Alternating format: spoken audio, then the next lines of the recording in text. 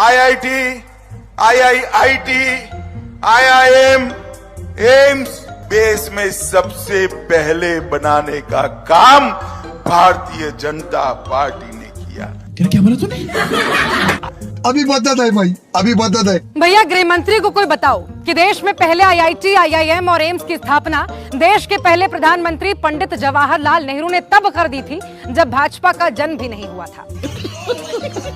इस पार्टी की स्थापना भी नहीं हुई थी। गजब बेइज्जती है। जवाहरलाल नेहरू के नेतृत्व में 1951 में पहला आईआईटी खड़गपुर में बनाया गया था। ये बड़ी अच्छी बात कही है। 1961 में आईआईएम की स्थापना प्रधानमंत्री जवाहरलाल नेहरू ने की थी। यही नहीं, अभी और सुनिए।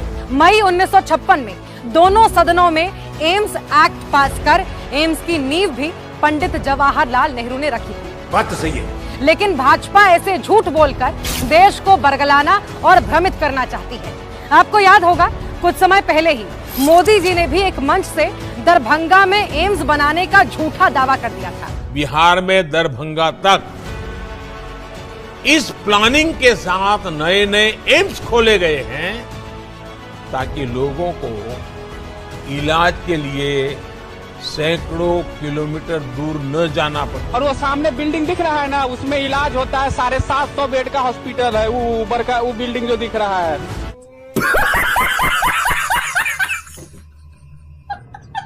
उसमें 750 बेड का हॉस्पिटल है और 1250 करोड़ रुपए का ये एम्स है। देखिए आप लोग सब। कौन है ये लोग? कहां से आते हैं ये? अंजना ओम कश्यप, राज तिलक में आज आप देख रहे हैं आज तक का हेलीकॉप्टर शॉट। टीवी इंडस्ट्री के इतिहास में आज तक 543 लोकसभा सीटों में इस तरह का तूफानी दौरा आपने कहीं नहीं देखा होगा। सही पकड़े हैं।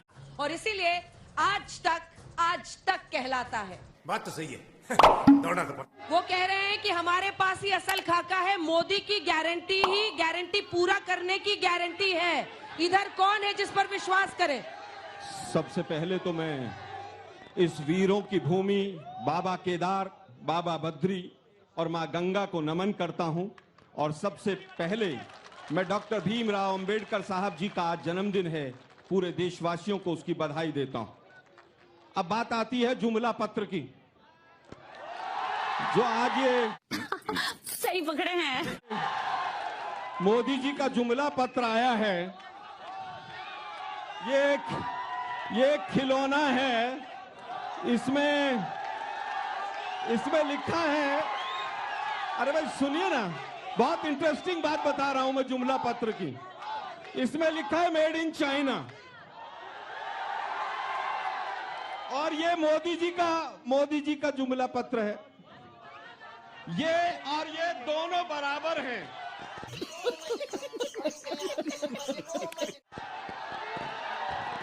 मोदी जी की सारी गारंटी, जैसे चाइनीज माल की कोई गारंटी नहीं होती है, वैसे ही मोदी जी की किसी चीज की गारंटी नहीं।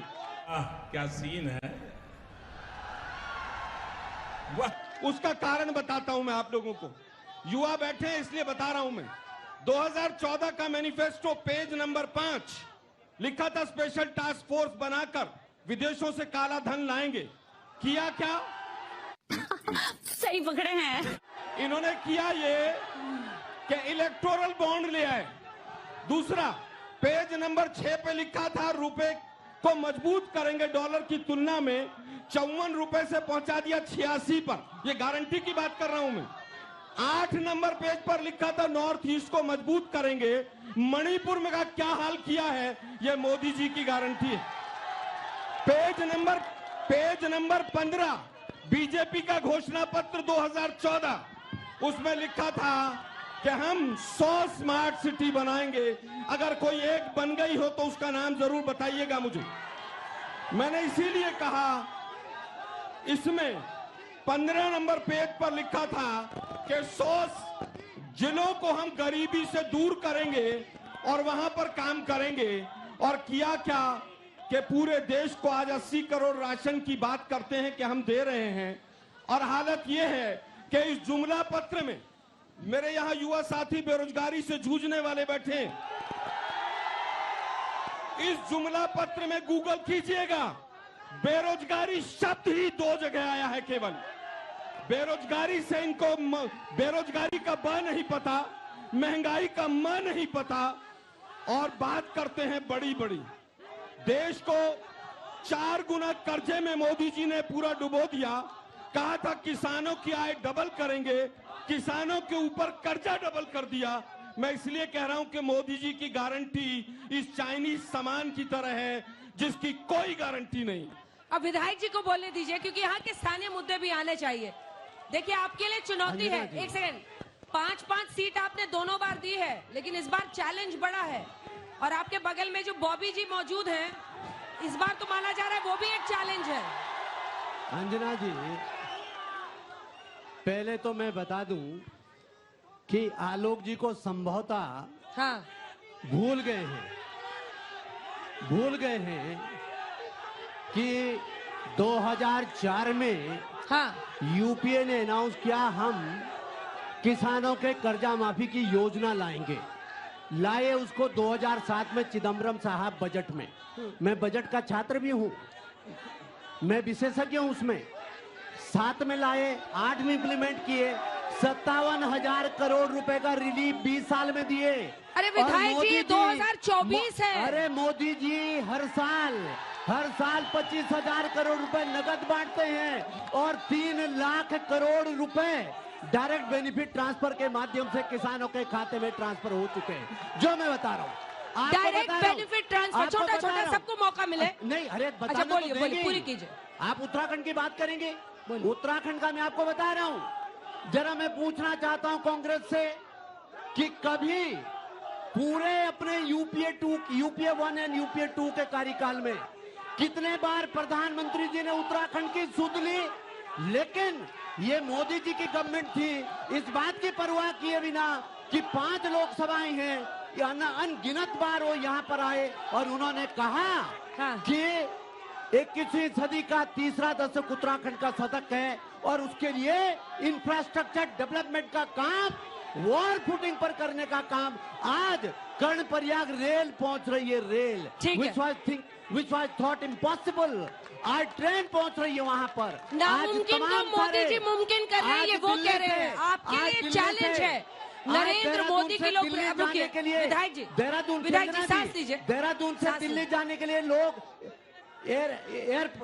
अरे फिर मौका आएगा साहब, फिर मौका आएगा। जाते हैं 3 घंटे में पहुंच जाते हैं। आपके लिए नरेंद्र मोदी की लोकप्रियता को चुनौती देकर 5 सीटें जीतना बहुत बड़ा चैलेंज दिखा रहा है। एक चैलेंजर तो यहाँ बॉबी भी आके खड़े हैं। देवभूमि से शुरुआत होती है, ये अभी भाजपा के प्रवक्ता ने कहा। बड़ी बड़ी चीजों की शुरुआत होती है और अंकिता भंडारी से शुरुआत हुई।